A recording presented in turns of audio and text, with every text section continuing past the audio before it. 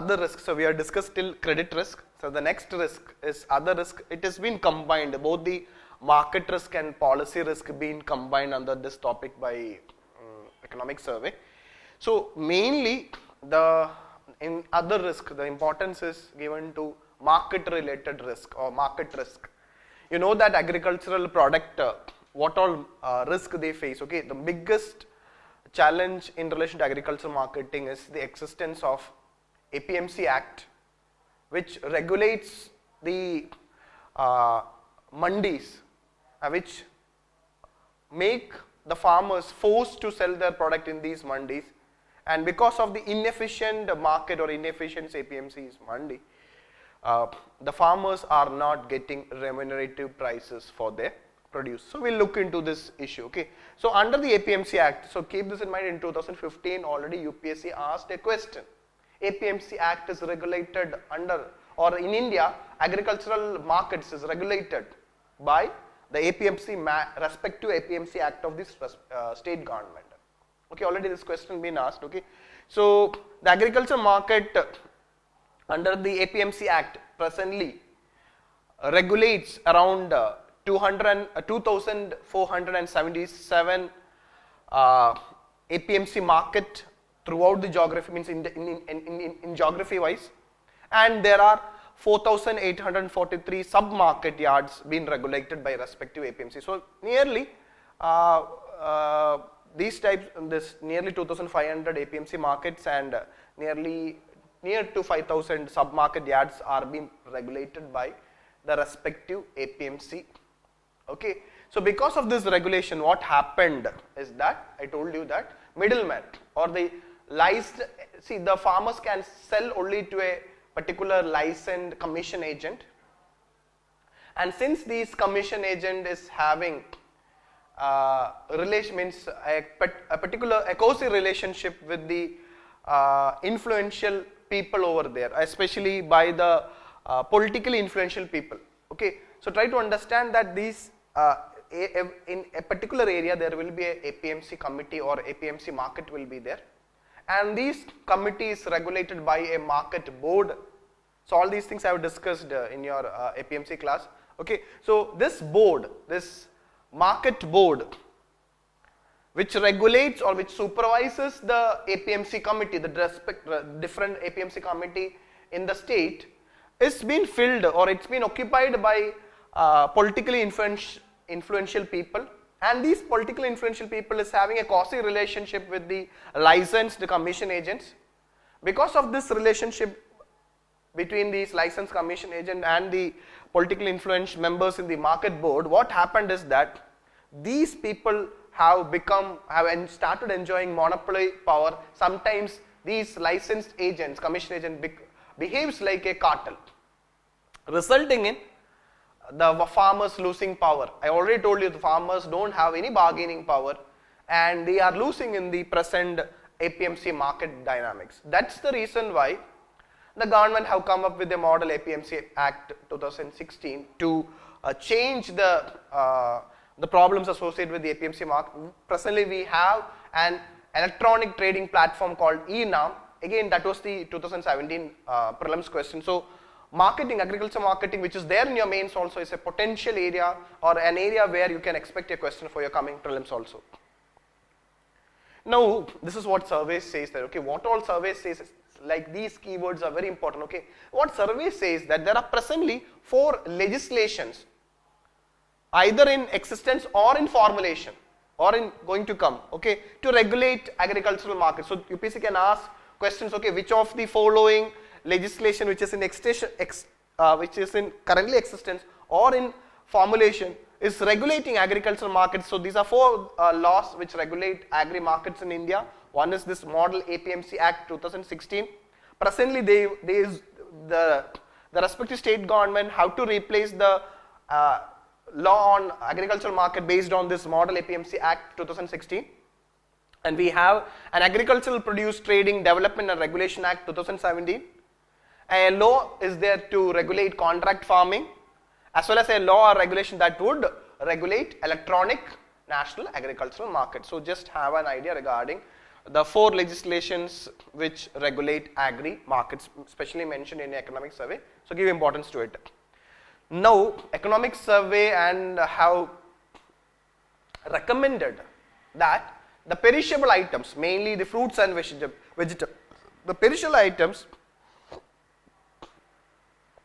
need to be kept outside the purview of the present APMC Act or even the model APMC Act.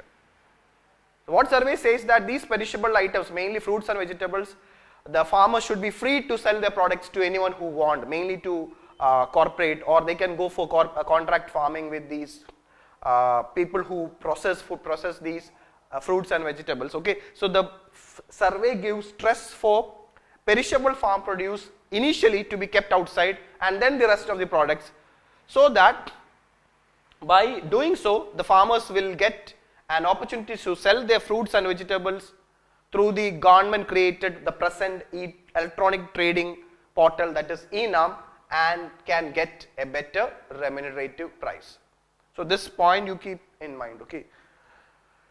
So now coming to horticulture, see in regarding survey have a separate topic called horticulture, and what is important for you from the prelims have been highlighted. Okay, so just have an idea regarding the horticulture situation in India. Okay, regarding horticulture, regarding their compared to the food grains, there have been sharper increase in the acreage of horticultural crops. So horticultural crops acreage is increasing, sharply increasing when it has been compared with food grains over the last 5 years. Okay, so UPSC can ask a direct statement like this, or they can confuse you. Food grains is having a sharper increase in relation to horticulture, but that's not correct. Horticulture is having a sharper increase compared to the food grain production, especially in the year which survey says during this period 2002 to 2015 period. Okay, and in 15-16 period, as per the latest data in 2015-16 period, the production of horticultural crops is around 286 million ton. We know that food grain production is 275 million ton. We have discussed in the earlier video. Okay, so the horticulture production is more than the food grain production. It is coming around 286 million ton, and from an estimated area of 24.47 million hectares. Okay, so horticultural production is more than food grain production. And among the horticultural crops, vegetable constitute more than 50% of the total horticultural. So vegetable constitute more than 50% of horticultural production. So that point also you note down. Now, what survey says that since vegetable and fruits are key drivers of agricultural growth, what the government have to do is to develop appropriate investment, especially in harvesting. The farmers should get access to low cost storage facilities and processing technologies, as well as developing marketing infrastructure. Now the key challenge faced by the horticulture sector is that the post harvest losses, mainly since fruits and vegetables are perishable items. There have been the wastage of fruits and vegetables in India is quite high compared to world global standards. Okay, so post harvest losses is there. There is lack of availability of quality planting material, lack of market access for horticulture produce, especially for small farmers. So these are the key challenge horticulture sector faces. Now try to understand the combined wastage of horticultural crops is so high in India. It is coming around 5 to 15%. The combined the wastage from horticultural crops is quite high. That is coming around 5 to, it has gone up to 15% also, which is very high compared to other crops, whether it is pulses, whether it is oil seeds, whether it is cereals.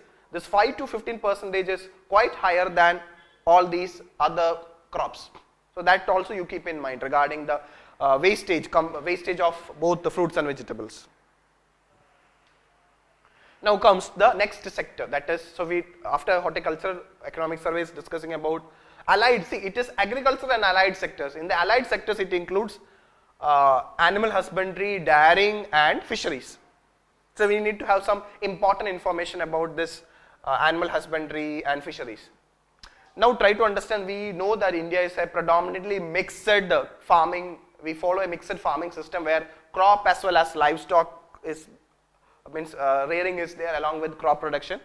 Okay, in a mixed farming system, dairying has become an important secondary source of income for many rural families in India. So dairying is very important. Okay, so government have many central schemes to promote dairying. We have national program for bovine breeding and dairy development. Just have an idea about it. Okay, national dairy plan and dairy internship development scheme. Survey have not given any detail about this program, so you need not to think too much about it. Just have an idea. There are many central sector schemes to promote dairy sector.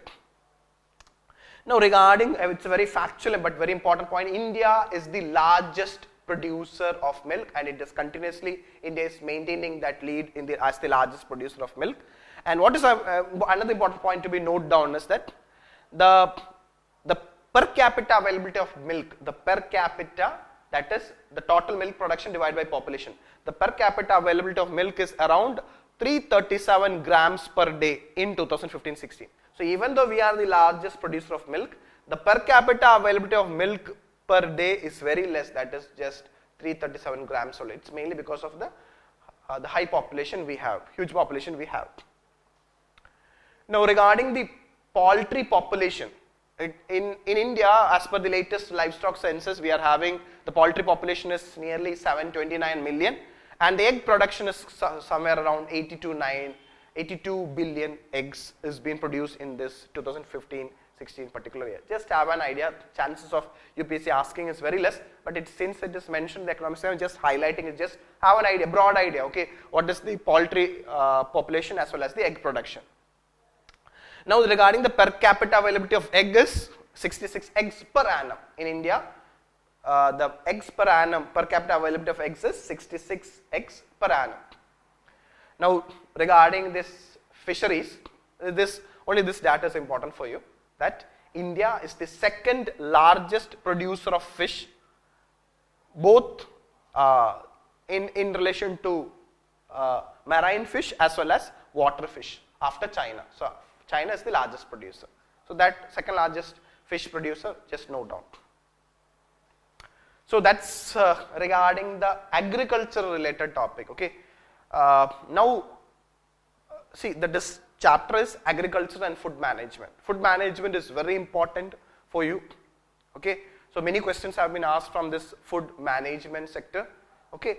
So in food management, Ministry of Consumer Affairs also play a very important role. In agriculture sector, we have Ministry of Agriculture and Farmers Welfare is there. So we have here Ministry of Consumer Affairs, Food and Public Distribution, which is another ministry. Okay. So what is this food management is all about? Okay.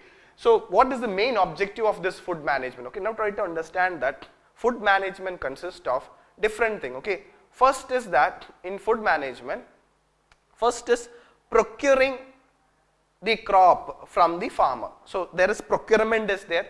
So the government agencies, mainly Food Corporation of India, will procure these crops or food crops from the farmer. Okay. So by providing minimum support price, so the government every year will announce minimum support price. Based on the minimum support price, the government agencies, mainly FCI, procure the food grains or food, the major crops at remunerative prices, that is MSP. Then after procurement of food grains, it will be distributed to the consumer mainly through fair price shops in the form of targeted public distribution system. Okay. So we procure food grains from the farmer and it will be distributed to the consumers, mainly poor people, through the targeted public distribution system at a at a reasonable or at an affordable prices. So that is the second part. So procurement, distribution through TPDS at affordable prices. Then it also include this maintaining food buffer, maintenance of food buffer in order to ensure to deal with any related risk regarding food security. Okay, so maintenance of food buffers for food security as well as price stability. So maintaining buffer will help in planning food security as well as price stability. So that's the main objective of food management is all about. Okay. Now the main instruments to achieve this objective is, we have two main important instrument, that is minimum support price, which we already discussed. It's a minimum price assured by the government to the farmers, and the central issue price. So for procurement, minimum support price will come.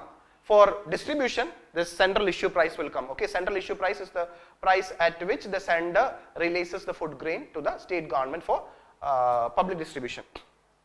Okay, now the nodal agency mainly for procurement is in India. The nodal agency mainly for procurement of food grain for food grain is Food Corporation of India. Just have an idea.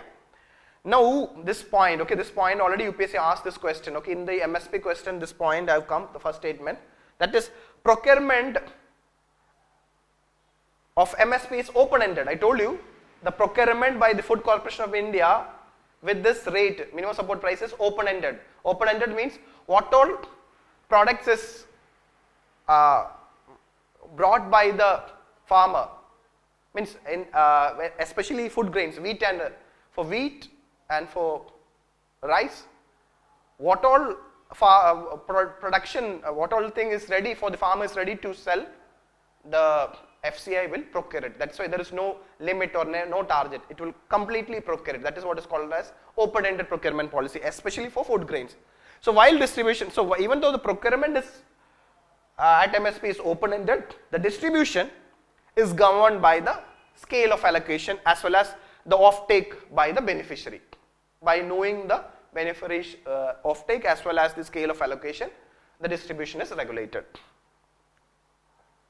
Now regarding the offtake of food grains is primarily through, I told you we have fair price shops under the targeted public distribution. So the offtake of food grain is mainly through for targeted public distribution as well as other welfare schemes of the Government of India. The Government of India have many welfare schemes through which we provide subsidized food grains to the poor people. Okay, so TPDS and other welfare schemes. Now to ensure sufficient or adequate availability of wheat and rice in the central pool, the government have taken certain steps. So what are that? So these are the 5 steps taken by the sender to ensure adequate availability of wheat and rice in the central pool. These 5 points are very important for you because it has been highlighted in the economic survey. So in order to ensure adequate availability of wheat and rice, what the government have done is that first step is what the government, it will maximize procurement of wheat and rice, and through means the procurement is through MSP, the price set through MSP, and what the government have done, so it will procure all the wheat and rice as well as the MSP for wheat and rice have been increased successively. Every year the MSP of wheat and rice have been increased successfully. That's first statement. Okay. Now the state government, particularly through the decentralized procurement scheme. Okay, so what is this decentralized procurement scheme? So that's important because economic survey have again highlighted this scheme, what is called as, so we have centralized procurement as well as decentralized procurement. So decentralized procurement nothing but the state government will procure. Okay, so state government particularly through the decentralized procurement scheme, so that state which has been selected for decentralized procurement is called what is called as decentralized procurement states. So state governments are encouraged to maximize procurement of wheat and rice by taking up procurement of paddy from farmers by state agencies. So not only the sender but also the state will also procure under the decentralized procurement scheme. Third is the center will have a strategic reserve of 5 million ton over the existing, say, we have an existing buffer norm. Over the existing buffer norm, the government will have a strategic reserve of 5 million ton, mainly to use in extreme situations. Then the sale of wheat and paddy or the sale of wheat and rice is being undertaken. The sale of wheat and rice is being undertaken through open market sale scheme. So sometimes to check inflationary trend in foods and to especially to ensure food security, even the central government sell the wheat and rice other than TPDS, other than the public distribution system, especially during inflationary situation when the market is having shortage of these food grains, then there will be sale of wheat and rice will be undertaken by through an operation what is called as open market sale scheme, domestic. So this open market here is domestic market. That's why it is called as domestic open market sales scheme. Again, regarding open markets like decentralized procurement, open market sales scheme also, domestic also we have to discuss in detail. We'll come to it. And the last point, this is a very important point. The central issue prices of rice and wheat have not been changed since July 2002. Very important point. So from the year 2002. The central government have not revised the central issue price. The central issue price remains the same. That's the reason why under the TPDS system, the food grain is being given, being sold to the consumer, especially the vulnerable section, at a very low rate. Okay, so because of that, India's food subsidy bill have increased. That's a different case. Okay, but try to understand these 5 points, mainly give importance to this central issue price have not been revised since 2002. Now, I told you, what is this decentralized procurement scheme? See, it's been covered. So I am just mentioning what has been mentioned in the survey. There's a high possibility that you can expect a question. So, what is this decentralized procurement scheme is all about? Okay, see, from the term itself, we can understand what is. So, procurement done by the state government. Okay, so what are its objectives? To ensure that the MSP is passed on to the farmers, to to enhance the efficiency of procurement of PDS, as well as to encourage procurement in non-traditional states. The states where normally procurement is not done, this can happen through the decentralized procurement scheme, mainly by the state government. Now, under this system, what it does is, it will extend the benefit of MSP to local farmers, and since it has been procured by the state, the farmers will save in relation to, they can save on transit, the transportation losses as well as the transportation cost, and enables procurement of food grains to suit the local taste under the TPDS distribution. So since the procurement is from the local area, the people are aware of the local taste and it will be beneficial for them. So it helps in this transit or transportation cost, or it can save transportation losses. The scheme is introduced in 97-98, and it is operationalized through food grains procurement and distribution by the. So this has been the procurement as well as the distribution under the scheme is done by the respective state government themselves. So under this scheme, the designated, so not all schemes is being coming under this decentralized procurement scheme. Only designated decentralized procurement states procure this. So the states procure, the states store, and the state distribute or issue food grains under the TPDS as well as other welfare schemes of the Government of India. So on the behalf of Government of India, the state government under this scheme, they procure, they store, and they issue food grains. Now for this, the central government will meet all the expenses. The central government will undertake the entire expenditure by the state government on procurement operation. So what is the cost of procurement by the state government will be met by the central government at a approved costing set by the central government. Now regarding under this scheme, while the central government will set some standards in the form of the quality of food grains procured and make review of the arrangement made, there have been many cases where we have seen that the survey says that there have been diversion of stocks under this decentralized procurement scheme, and that's a big concern also. Now these are the states which comes under the decentralized procurement scheme. So they are called as decentralized procurement states. So for rice, we have UT like Andaman and Nicobar Islands, Karnataka, Kerala, Odisha, Tamil Nadu, Andhra Pradesh, Telangana, Maharashtra, Jharkhand for one district. For wheat, we have Gujarat, Punjab, Rajasthan.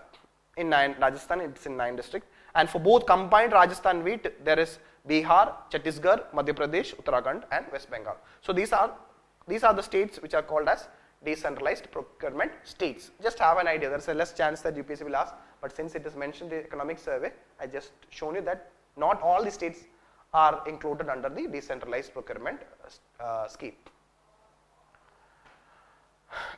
Now next topic again, we discussed under the food management initiative, that is open market sale. Now we know about procurement, now this is about open market sale to the domestic, not international open market sale, in the domestic area. Now why? Who perform it, this open market sale? It is performed by the Food Corporation of India, because Food Corporation of India have the sufficient buffer. On the instruction of the central government, sells excess stocks out of central pool. So from the central pool, excess stocks will be sold through this open market sale in the open market at a predetermined prices, and these are the objectives of, so UPSC can ask this question, what are the objectives of open market sale schemes performed by the Food Corporation of India on the behalf of central government?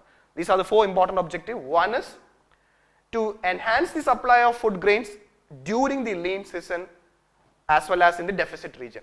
So this through open market sale during the lean season as well as in the deficit regions, this will enhance the supply of food grains.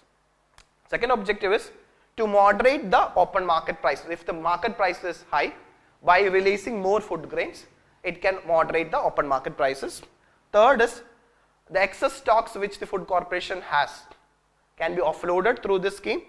It can also reduce the carrying cost of food grains by open market sale. So these are the 4 objectives, very important for you.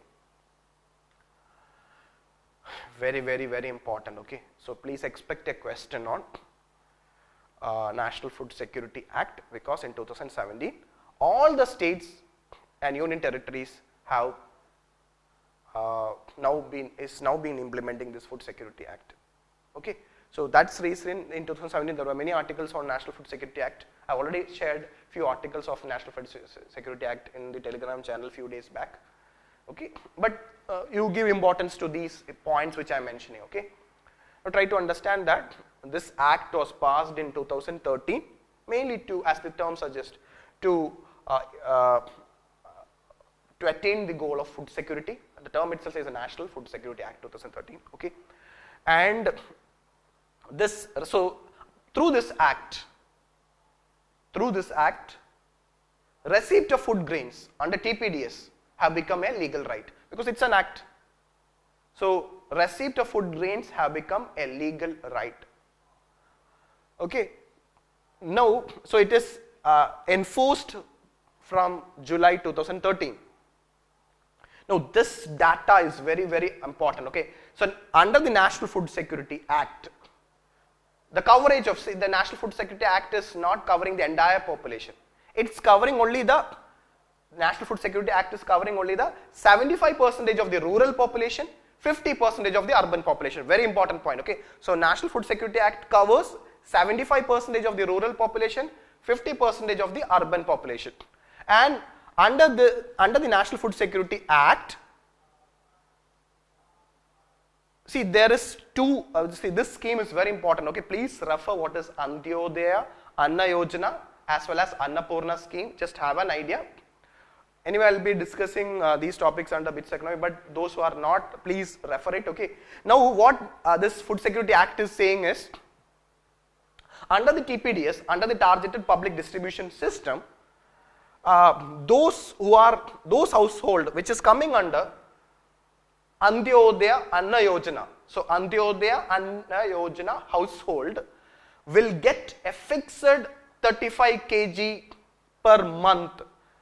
So Antyodaya Anna Yojana household will get a fixed 35 kg per family per month. At what? They will get coarse grains for ₹1, wheat for ₹2, rice for ₹3. So this rice, wheat and coarse grains on this rate, rice at ₹3, wheat at ₹2, for Antyodaya Anna Yojana family per month they will get 35 kg. And for other priority, means see this food security have selected this priority household. So this priority household will get, how if it is not a Antyodaya Anna Yojana family, but if it is a priority household, they will get on base of per individual. So per person per month 5 kg if it is a priority household. So this data is very important for your prelims under National Food Security Act. So it covers 75% of rural population. It is not covering the entire rural population. It covers 50% of urban population. So approximately 2/3 of the entire population is covered under this Food Security Act. So what it provides is food grains at a very less price. Rice at ₹3, wheat at ₹2, and coarse grains at ₹1. So for Antyodaya Anna Yojana family, it is 35 kg per family. For priority household, it is 5 kg per individual or per person. Now, as of now, the Act is now being implemented. Very important point. The Act is now being implemented in all the states and union territories. Now, it is covering around 80 crore persons against the total target of 81 crore. So, just it's now reached its approximately reached its target. Now, certain union territories, okay, how this act has been implemented in certain union territories like Chandigarh, Puducherry, as well as this Dadra and Nagar Haveli. This act is implemented on a cash transfer mode. So instead of delivering food under TPDS in Chandigarh, in Puducherry and in and certain urban areas of Dadra and Nagar Haveli, they will not be given food grains directly. Instead of that, cash will be transferred to their account, so they can go and purchase these food grains from the open market. Okay, so the government is, so this is something, some sort of thing the government is thinking about to implement in other part of the state, mainly for other crops, not for food grain, this rice and wheat under the price deficiency system, some model like that. Okay, now what it says that this is another very important point. Survey says that in the 2016-17 financial year, the central have given 2,500 crore as central assistance to the state government, mainly to meet the expenditure on intra-state movement of food grains.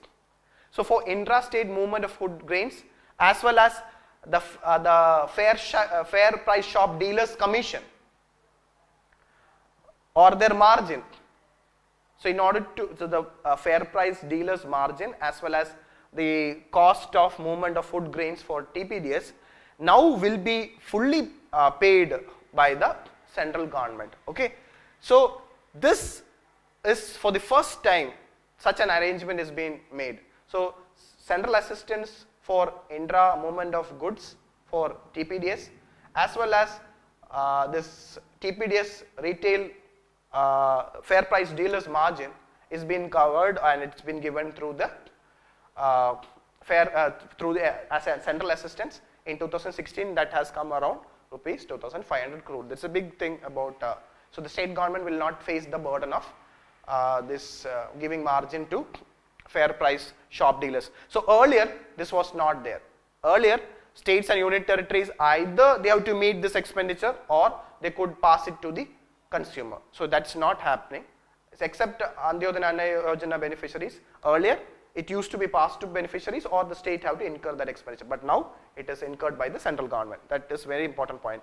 Now regarding the objective, the ultimate objective of this food security program or National Food Security Act is to provide minimum nutritional support to the poor people through the subsidized food grains, so minimum nutritional support, as well as ensuring price stability in different states.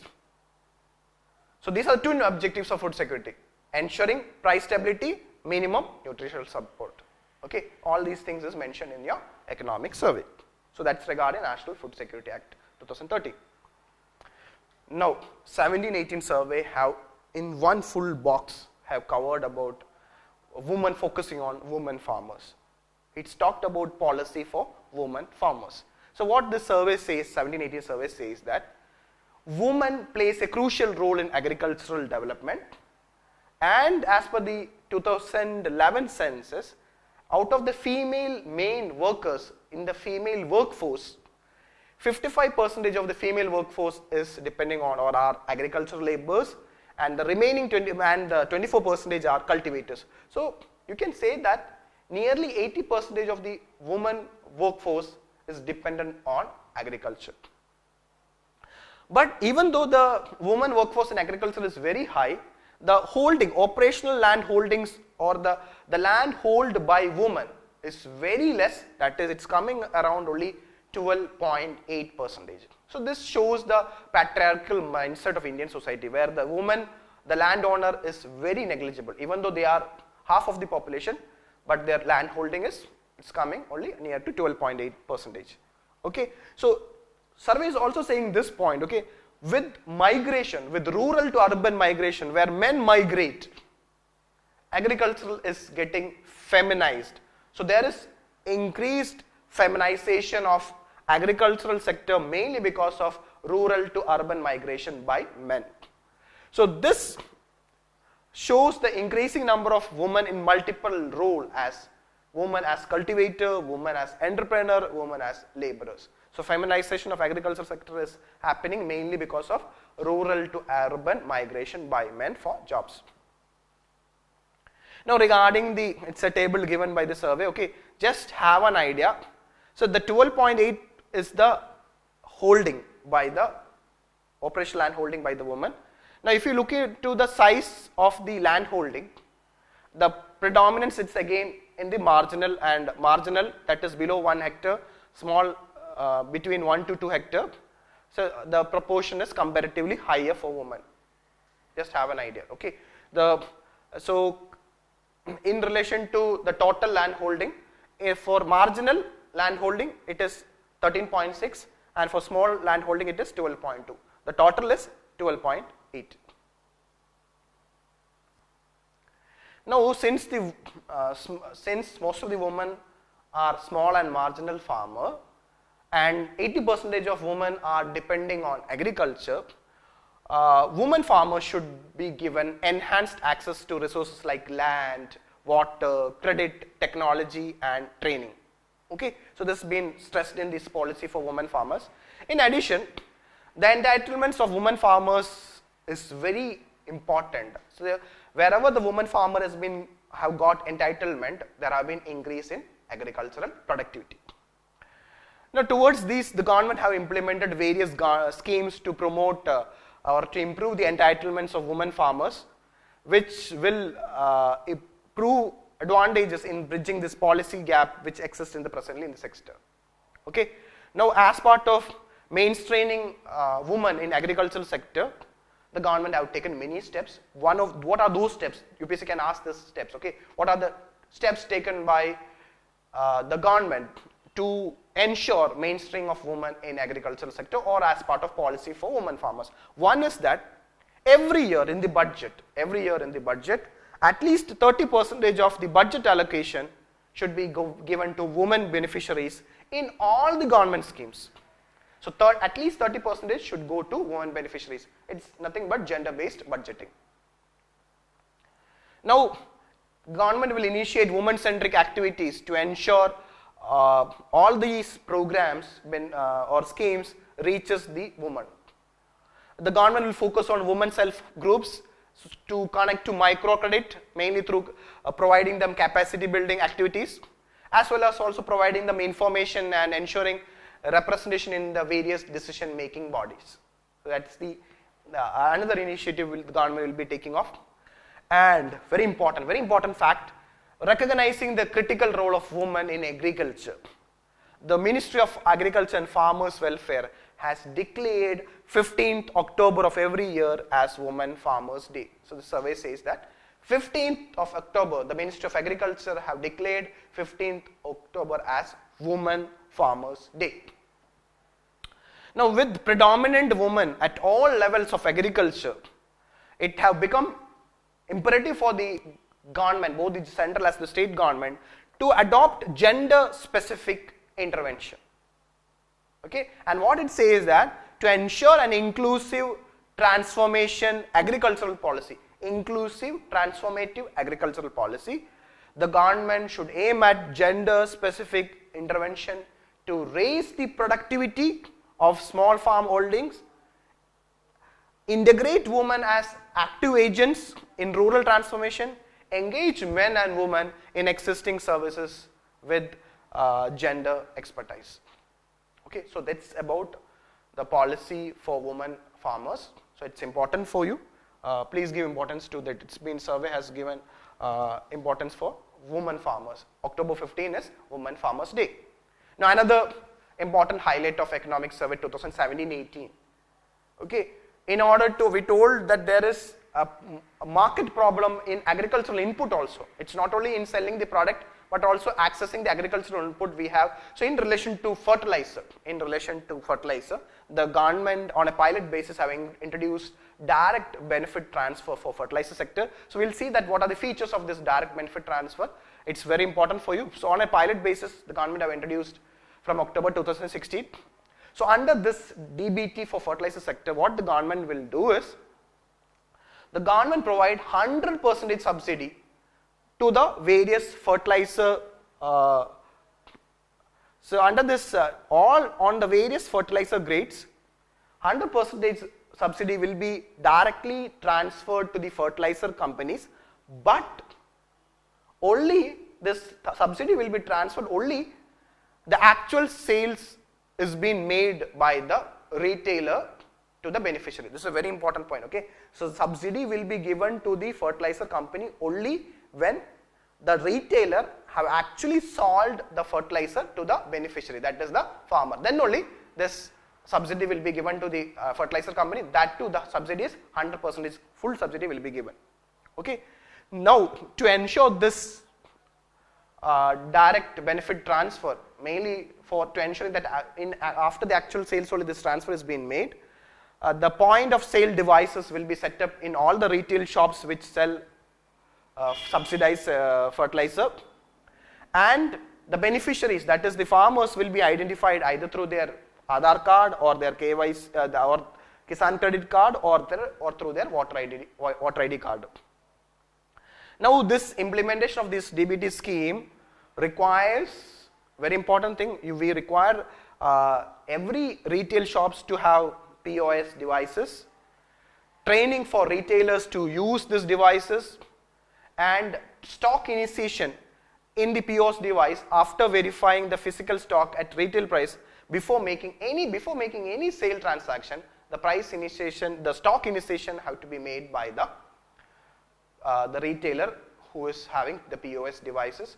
So the installing and training POS devices for the retailer have become very important for the successful implementation of DBT fertilizers. Now presently the DBT scheme is implemented in 17 pilot districts. Initially, it started getting extended to other states. So as of the data available till now, that is till December 2017, presently 14 states or union territories have been brought under the DBT framework. Now these 4 points are very important. What are the benefits of this DBT scheme in fertilizer sector? Okay, the proposed scheme is a beneficiary driven subsidy payment mechanism. I told you it's a beneficiary driven. Only actual sale is done by the retailer to the beneficiary, the subsidy payment will be made. It creates the Aadhaar seeded database of beneficiary. So there will be a transaction visibility at the level of buyers. Okay, since the buyers Aadhaar data is being seeded, it's become this transaction will become visible. Third point is that's very important. Already by linking the actual sales to subsidy payment, it facilitates a transparent and fast tracking of funds along the value chain, that is from the manufacturer to the beneficiary. The last important point is that the diversion of fertilizer is expected to be minimized with the implementation of DBT in fertilizers all over the country. So these are the 4 benefits or advantages. Please note down. Now another topic covered in your survey is mitigating the different risk in agriculture mainly. So we already discussed different risks. So mainly it is going to deal, so how this can be mitigated. The best way to mitigate risk in agriculture is to ensure crop insurance. So whenever there is crop loss will be there, the crop insurance will be taken care of. So the survey starts like this. It has taken this NSO report of July 2012 to June 2013, and from this report, what says that the agricultural households, nearly only less than 5% of the agricultural households have insured their crops. Okay, so as per the 2012 data, only nearly 5% of the farmers have insured their crops during crop production. Okay, so the reason for less insurance is, except the 20% the farmers who were not interested for insuring their crops, the majority of the people are not aware of the insurance. Okay, so majority of the farmers have lack of awareness about the insurance scheme. There is improper coverage of insurance scheme. There is complicated procedures are there, and the lack of resources to cover all the farmers under the scheme.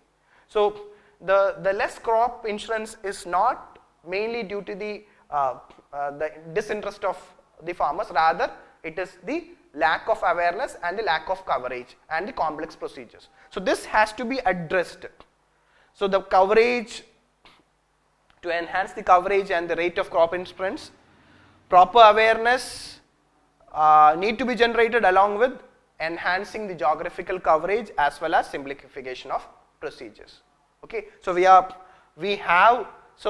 before 2016, so in 2016, the government have introduced a very important crop insurance scheme, what was called as Pradhanmantri Fasal Bima Yojana.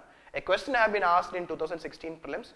Already under BITS Economy I have covered this topic, so those who have not watched it, you can watch in detail, because this is a very important crop insurance scheme implemented by the central government. Okay, so Pradhanmantri Fasal Bima Yojana, which is a crop insurance scheme, provides comprehensive coverage of risk from pre-sowing to post-harvest. Okay, so this insurance coverage is pre-sowing to post-harvest against natural non-preventable risk. So the insurance is for natural non-preventable risk, and the insurance premium is paid to companies directly. Okay, now the farmer have to pay only the premium, the farmer's premium is fixed and has kept uniform all over the states for different crops. For example, for kharif crops it is 2%, for rabi crops it is 1.5%, and for commercial crops as well as horticultural crops the insurance premium is 5%. Okay, so and so farmers will only pay this much. The balance premium will be paid upfront to the insurance company, both by the central and state government equally. That's very important. Okay, the farmers will pay only a small amount as premium. The remaining premium will be paid equally by the central and the state government, and the payment will be upfront. So this is a very important point under Pradhanmantri Fasal Bima Yojana. Okay, so regarding the Pradhanmantri Fasal Bima Yojana, okay, this scheme have been comparatively successful to earlier insurance schemes. It has provided better protection, especially the protection has been in terms of sum insured. The sum insured is equal to the scale of finance, the loan the farmers have taken. So during the Kharif season 2016, 23 states have implemented it, and in the Rabi season 2016-17, 25 states and union territories have implemented Pradhanmantri Fasal Bima Yojana. So from this data you know that all states and union territories have not implemented this crop insurance scheme.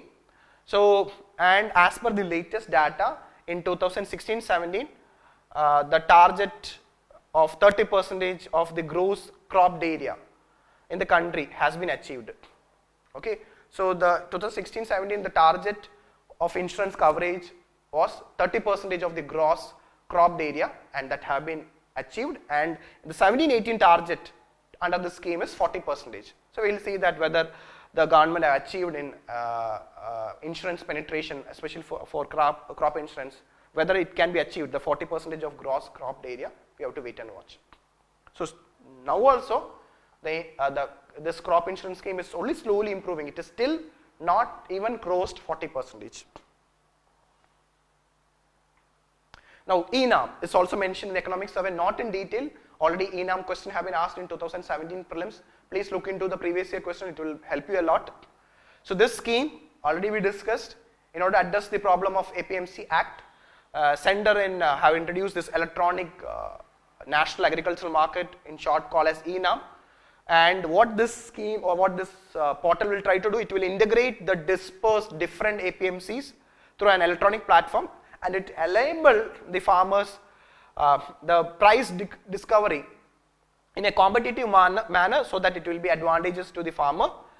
The farmers is been advised to undertake online trade, and along with this ENAM, it is also very important to get better remuneration for the farmers, that the farmer avail the post-harvest loans.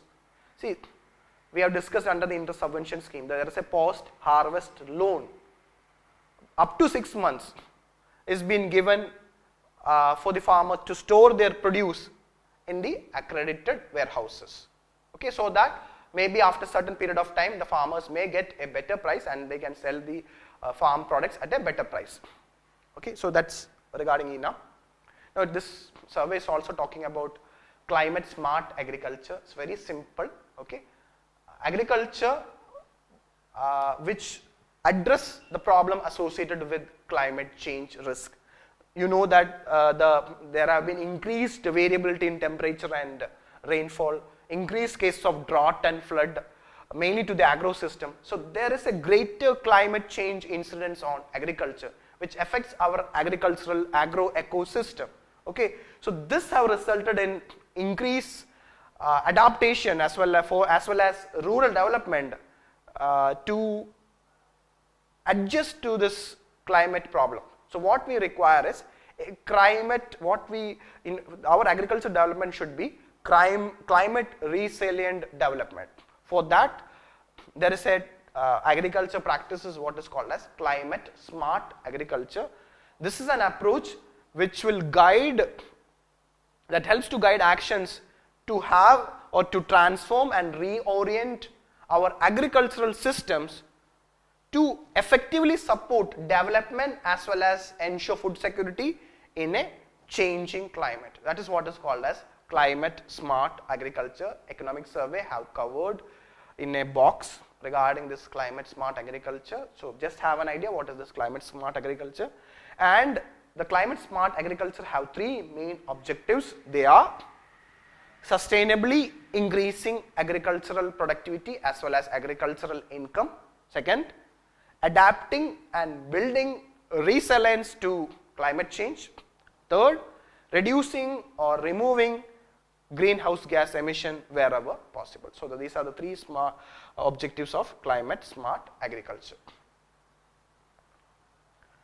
Now the government, it's very important that the government have a very important goal, that is to double the farmers' income by 2022. This year is very important. Okay. So as part of to achieve this goal, the government have initiated several schemes for agricultural development, like from initiatives from seed, that is agricultural inputs, to the end, that is marketing. So there have been the government is trying to increase the credit to the formal sector. Okay, and also along with the increase in credit through formal system, the government have initiated schemes like soil health card. 2017 there was a prelims question on soil health card. Input management, per drop more crop in Pradhanmantri Krishi Sinchai Yojana. Okay, so regarding Pradhanmantri Krishi Sinchai Yojana, have not done detail by this survey, but I suggest you can expect this year a question either from Pradhanmantri Krishi Sinchai Yojana or Pradhanmantri Sampada Yojana, that is on food processing. This is on irrigation. So you expect a question. Both are very important schemes from agriculture. We will be covering it on your BITS economy. Okay, but please note down. Then Pradhanmantri Fasal Bima Yojana, ENAM. So if you noticed one thing, already UPSC asked a question on ENAM.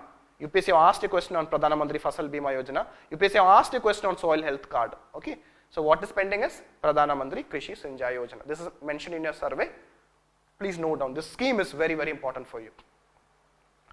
Now, regarding the concluding part of the economic survey, how economic survey have concluded, what it says that, okay, the agriculture sector in India is now undergoing structural change.